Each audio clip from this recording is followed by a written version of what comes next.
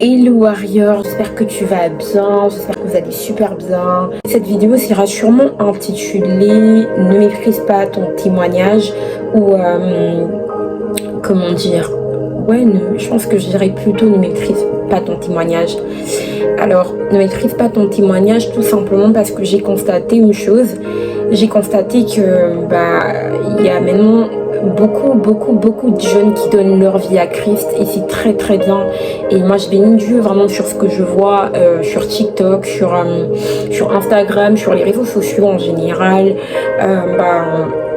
Plusieurs jeunes donnent leur vie à Christ très tôt, même si certaines personnes peut-être que suivent simplement leurs potes ou quoi que ce soit. Je crois que à force d'aller à l'église, à force d'entendre la bonne parole, plusieurs auront la réelle révélation de Jésus. Mais je trouve que c'est déjà une bonne chose.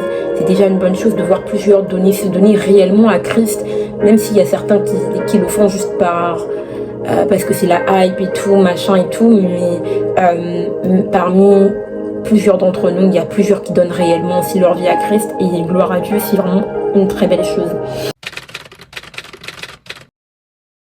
Généralement, sur TikTok, Instagram et tout, il y a beaucoup de vidéos, je pense que tout le monde connaît ce genre de vidéos où il y a avant et après. Et avant, on va voir beaucoup de filles qui vont montrer qu'elles étaient prostituées, qu'elles allaient en boîte, qu'elles fumaient la chicha, qu'elles ont touché à la drogue, que ça fille ou garçon d'ailleurs même, que certains garçons ont fait la prison, que certains ont touché à la drogue, que certains ont touché à la cigarette, certains sont... Vraiment, il y a de tout en fait sur YouTube et les gens vont mettre des vidéos avant et après. Et ces personnes vont dire avant j'étais comme ça et début que j'ai donné à Christ ma vie je suis comme ça, et vraiment gloire à Dieu pour ce genre de vidéos parce qu'on voit que le Saint-Esprit tout simplement touche des vies, mais seulement pour certaines personnes qui n'ont jamais fait quoi que ce soit. Quand je dis jamais fait quoi que ce soit, c'est-à-dire oui certes c'est des personnes qui n'ont qui n'avaient peut-être que pas Christ ou qui étaient peut-être que nés dans des familles chrétiennes mais qui n'étaient pas forcément mauvaises. Certainement forcément mauvaises. C'était des personnes peut-être qui étaient entre guillemets bien éduquées. Non pas que les personnes qui ont fait des mauvaises choses étaient forcément mal éduquées, mais c'est des personnes peut-être qui marchaient, qui avaient des bonnes vertus, c'est-à-dire qui volaient pas, qui n'ont pas volé, qui ne mentaient pas forcément tout le temps. C'était des personnes qui étaient plutôt gentilles, même sans Christ. C'était des personnes qui étaient bonnes autour de soi, mais qui ont pu rencontrer Christ. Et ce type de personnes, en fait, se retrouvent avec parfois des personnes qui ont simplement grandi dans une famille chrétienne, à l'église, qui n'ont pas eu forcément des soucis ou des problèmes j'ai eu ci, j'ai eu ça, je suis sortie en boîte, j'ai fumé de la chicha ou de la drogue.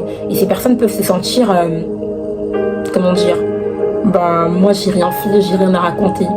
Et la Bible nous dit d'aller faire des nations des disciples, et que la mission est à tout le monde. Dieu nous dit allez et faites des nations des disciples. Il dit à tous les enfants de Dieu.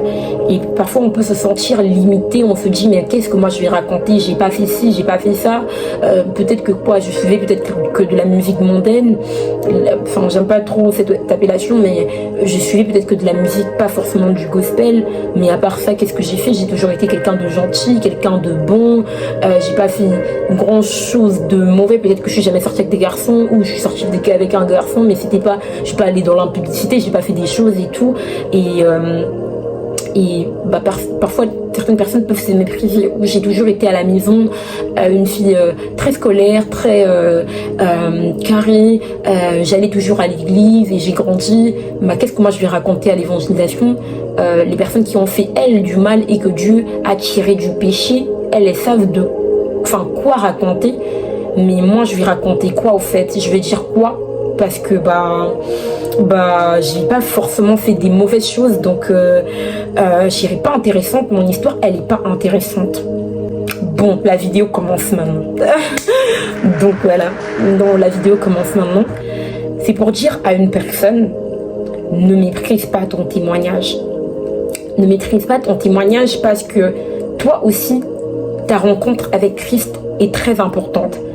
Je le dis parce que on discutait dernièrement avec des frères et tout, et j'ai vraiment, et c'est pas la première fois que j'ai ce type de discussion, mais j'ai fait aussi ce constat sur les réseaux sociaux. Et je me dis, mais ok, je suis gloire à Dieu, il y a plusieurs personnes qui montrent leur avant et après, mais les avant sont toujours pires, genre en mode pire des chez pire. Prenez-le en mode... pas que je suis en train de juger ou en train de dire que les gens abusent, non, c'est vraiment les passés des gens et je respecte ça et gloire à Dieu pour ceux qui ont donné leur vie à Christ. Mais généralement, les gens qui vont mettre un avant et un après vont mettre généralement un avant pire, un avant où ils ont fait la prison, un avant où ils ont fumé de la drogue, un avant où ils étaient peut-être que d'une autre religion, ils sont venus vers Christ. Et là, les personnes peuvent les trouver intéressantes. Une personne qui n'ont forcément rien fait, comme je disais tout à l'heure, peuvent se sentir en mode moi j'ai rien fait. Pourquoi je témoignerai? Pourquoi je chercherai parler de moi? Enfin, je me suis pas fait harceler, je me suis pas fait violer, j'ai pas été en boîte de nuit, j'ai pas touché à la chicha, à la drogue. Pourquoi je parlerai de Jésus? Qu'est-ce que je vais raconter? Je serai pas intéressante. Au fait, non. T'es tout aussi important, ton témoignage est tout aussi important que celui qui a fait des choses entre guillemets, enfin qui a vécu dans le péché. Toi, tu ne connaissais pas Christ. Aujourd'hui, tu peux entendre la voix de Dieu. Aujourd'hui, tu peux être dirigé. Peut-être qu'avant, tu faisais ta vie, au fait, quand je dis ta vie, c'est-à-dire que tu prenais tes décisions. Mais aujourd'hui, tu me soumets quand même ces décisions à la volonté de Dieu. C'est tout aussi important que celui qui a rencontré Jésus après avoir fait des choses qu'on peut considérer comme étant pires. Donc, j'aimerais vraiment dire à une personne que ne méprise pas au fait ton témoignage. Tu es tout aussi importante que cette personne-là au fait qui tout simplement a fait des choses pires. Et au fait, pour partager rapidement mon témoignage, moi j'irai. Moi, je suis le genre de fille, ceux qui me connaissent, ceux qui regarderont ma vidéo et qui m'ont toujours connue depuis le collège, le lycée, savent que je suis une fille calme. J'ai toujours été une fille calme. Une fille qui n'est pas sortie, je suis jamais sortie en boîte, je suis jamais allée dans des lieux machin et tout. J'ai toujours été un peu casanière, surtout en grandissant, parce que je sortais quand même quand j'étais un peu plus jeune, mais vraiment en grandissant, j'ai toujours été un peu casanière. Je sors, mais je suis pas allée en boîte, j'ai pas fumé de la chicha, j'ai pas fumé de la cigarette, je suis pas allée en... Ceux qui ne savent pas, j'ai évangélisé à un moment donné sur les rues de Paris, j'ai évangélisé avec mon église et donc en gros je sors dans les rues et tout, et au début avant d'évangéliser je me disais mais qu'est-ce que je vais raconter aux gens, qu'est-ce que je vais dire aux gens, mais au fait je dis tout simplement c'est que Jésus a fait dans ta vie. Au fait peut-être que d'autres personnes vont dire ouais mais il y a certains qui sont tombés dans la dépression, certains filles ils ont un témoignage et ça peut parler à une personne. Oui, ça peut parler à une personne, mais toi aussi ton témoignage peut parler à une personne. Tu peux dire il y a un garçon de mon église qui a le jour de son baptême témoigné que lui c'était un grand moqueur, et on en parlait dernièrement et ça nous a fait rire. Il a dit moi j'étais un grand moqueur et j'étais vraiment moqueur et c'était pas bien, et Psaume 1 nous dit de ne pas traîner avec les moqueurs. Mais bon, lui, il a considéré que c'était quelque chose qui était... Et c'est vrai, les personnes moqueuses, c'est pas bien. Enfin, on aime titiller les autres, on aime... Mais quand ça devient de la moquerie, c'est pas bien. C'est pas une bonne chose. Et j'ai trouvé courageux de sa part de témoigner, de dire que il était moqueur avant et que là avec Christ au fait c'est un nouveau départ et que il aimerait plus avoir cette identité de moqueur au fait, tout simplement. Parce que généralement les moqueurs n'ont pas de pitié, n'ont pas de compassion, et ouais au fait, et sans témoignage parce qu'il y a beaucoup de personnes moqueurs sur cette terre, et donc un jour du coup je me disais mais moi j'ai pas fait, je regardais les vidéos et tout et je disais mais moi si je dois parler de mon témoignage, j'ai pas fait des choses pires dans ma vie, j'ai pas fait des trucs de ouf et tout machin et tout, mais Seigneur qu'est-ce que je témoignerai? Et Dieu m'a dit tout simplement ton témoignage est que je t'ai préservé au fait, un jour je ferai vraiment mon témoignage. Je sais pas comment faire. Je sais pas quand est-ce que je le ferai. Peut-être que je le ferai cet été. Je préfère ne pas vous donner des dates ou quoi que ce soit, mais je ferai un peu mon témoignage, comme ça vous en... ma caméra avait coupé, excusez-moi les amis. Wait. Donc voilà, désolé, ma caméra a eu un petit souci. Et au fait, tout simplement,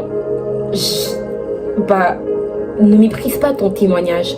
Tout simplement, ne méprise pas ton témoignage. Et moi, j'ai dit à Dieu un jour, mais Seigneur, en fait, j'ai pas fait des choses pires. J'ai pas été en boîte, j'ai pas été à sortir avec les garçons, machin, tout ça, non, fait plein de choses, non, et tout. C'est quoi mon témoignage, au fait? Et vous savez, Dieu m'a répondu quoi? Au travers du pasteur Joel Spinks. Il m'a dit tout simplement que je t'ai préservé de tout ça. Parce que moi, j'aurais grave pu faire des trucs. Hein. Mais vraiment, c'est pas les opportunités qui me manquent. J'aime bien l'un de mes pasteurs d'une des extensions de mon église qui dit il y a certaines personnes qui pêchent qui n'ont pas eu à pécher parce qu'ils n'ont pas eu d'opportunité de pécher. Mais s'ils avaient eu des opportunités pour pécher, ils les auraient fait. Par exemple, un enfant qu'on a gardé toute sa vie et tout à la maison et tout, elle a grandi toujours avec cette habitude. Elle a toujours eu cette habitude de pas sortir, de rester à la maison. Elle a eu certaines valeurs et tout. La personne n'a pas forcément eu l'opportunité. Une personne qui a grandi dans l'église, voilà, une personne qui a grandi dans l'église, on a toujours gardé, protégé. Elle n'a jamais eu l'opportunité de pécher. Enfin, quand je dis de pécher, tout le monde a toujours eu à pécher, mais l'opportunité de faire des choses de ouf. Mais si la personne, on l'avait laissée ou livrée à elle-même, ou la personne, on l'avait laissée dans un autre pays, peut-être que la personne aurait fait des trucs de ouf. Hein. Mais moi, en fait, quand j'ai dit à Dieu, si je dois revenir à mon témoignage rapidement, que je fais, c'est pas vraiment mon témoignage, mais je vous donne, comme on parle de méprise pas de ton témoignage, comme moi, ça a été aussi un peu le cas. Dieu m'a dit, au fait, Ruth, je t'ai préservée. Je t'ai préservée déjà à 21 ans, j'étais presque indépendante, mais au fait, j'ai toujours eu une certaine discipline de vie. Pourtant, j'ai eu des opportunités, même si je sais que ma famille a toujours été chrétienne et qu'il y a eu certaines craintes de Dieu inconsciemment ou consciemment en moi, parce que comme je vous l'ai dit dans l'une de mes vidéos, si vous n'avez pas regardé, que je suis petite fille de pasteur, mais c'est pas ça au fait qui faisait que je marche dans la crainte de Dieu. Pourquoi? Parce que il y a une grande partie de mon adolescence où ma mère n'était pas forcément avec nous à cause parce que ma soeur avait ma soeur cadette, la dernière, avait un souci de santé, donc ma mère n'était pas souvent là, donc j'aurais pu faire n'importe quoi. Il y a eu vraiment beaucoup d'opportunités. Il y a eu vraiment beaucoup d'opportunités, en sachant que j'étais pas aussi le type de fille, que ça soit même au niveau supérieur. Donc je parle de tout ce qui est fac, une fille inaperçue, vous voyez. Et j'ai toujours été quelqu'un qui, mais c'est pas pour autant que voilà, je me suis, j'ai dit oui à toutes les opportunités. Que non, je pense que j'ai toujours eu une certaine discipline, une certaine crainte de Dieu, consciemment et inconsciemment, et voilà. Et Dieu, en fait, il m'a dit, Ruth, je t'ai préservé. Si tu cherches un témoignage, c'est que je t'ai préservé. Parce que plusieurs jeunes de ton âge auraient eu cette opportunité de faire n'importe quoi, ils auraient fait. Mais toi, tu l'as pas fait, non pas parce que tu es plus que quoi que ce soit, mais tout simplement parce que je t'ai préservé face à ces choses. Et je dis pas que Dieu n'a pas préservé ceux qui ne l'ont pas fait, mais chacun a son témoignage. C'est simplement pour dire à une personne que si tu dis, moi, je suis là, j'ai jamais rien fait, au fait, mon témoignage ne vaut rien. J'ai géré ton témoignage, au fait, et que Dieu t'a préservé. Dieu t'a préservé de toutes ces choses. Dieu t'a préservé. Peut-être que tu as connu Jésus à 15 ans, à 16 ans. Tu as commencé à donner toute ta vie à 15 ans, 16 ans. On t'a appelé la Sainte Marie. Moi, à un moment donné, on m'appelait la Sainte Marie, alors que j'étais pas forcément à fond avec Dieu, mais seulement que je faisais pas certaines choses que les autres ne faisaient pas. Dieu m'a préservé. Dieu m'a fait cette grâce de rester toujours discipliné, quelqu'un de discipliné. Même là, parfois, je me dis, au fait, même en grandissant, en étant grande, en vivant seule, j'aurais pu faire voilà des choses. Parce que tu veux rentrer à l'heure à laquelle tu veux, t'as personne derrière toi pour te surveiller, mais tu le fais parce que t'es discipliné. T'es discipliné, tu fais pas... Enfin, c'est la crainte de Dieu et... Je sais pas comment dire, peut-être que ça, je vous ferai vraiment une vidéo spéciale, mon témoignage. Je sais pas si je fais comme ça une partie de mon témoignage ou voilà. Mais voilà, c'était juste pour rappeler à une personne que Dieu t'a préservé. Dieu t'a préservé de toutes ces choses, même si tu ne le connaissais peut-être que pas. Tu vas me dire, moi c'est à cause des bonnes mœurs de ma famille que j'ai pas fait toutes ces choses. Gloire à Dieu, Dieu t'a préservé. Et pour toi qui a vécu des choses, et qu'aujourd'hui tu es une nouvelle personne, tu es une nouvelle créature tout simplement. Il n'y a pas de plus grand témoignage que d'autres. On est tout simplement tous sauvés et que Dieu nous a fait tout simplement grâce. Dieu t'a fait grâce. Et donc voilà, ne prise pas ton témoignage et voilà, c'est ce que je voulais dire aujourd'hui parce qu'il y a plusieurs... surtout quand on est adolescent, ça peut nous pousser de nous dire ah vas-y je fais des bêtises, comme ça je rentrerai à Christ après pour moi aussi raconter que ouais j'ai fait ci, j'ai fait ça. Non en fait, reste là. Non je rigole, mais oui il reste là, mais ouais c'est ça en fait. Si ça, Dieu t'a préservé, Dieu nous a préservé, Dieu m'a préservé. Donc toi qui méprises ton témoignage, désormais tu arrêtes ce langage de ouais, eux sont plus comme moi parce qu'ils ont fait ça, ils ont fait ci. Dieu t'a préservé et c'est une grâce, ok? Donc, c'est tout pour aujourd'hui. On parlera dans notre sujet la prochaine fois et je verrai comment vous faire ce témoignage, mais du coup en vous parlant de mon expérience, de comment ne pas mépriser mon témoignage, mais avec mon expérience du coup. Et j'espère que ça va vous bénir et j'espère que cette vidéo vous a béni. Et voilà, je sais pas pourquoi je parle comme ça, mais voilà.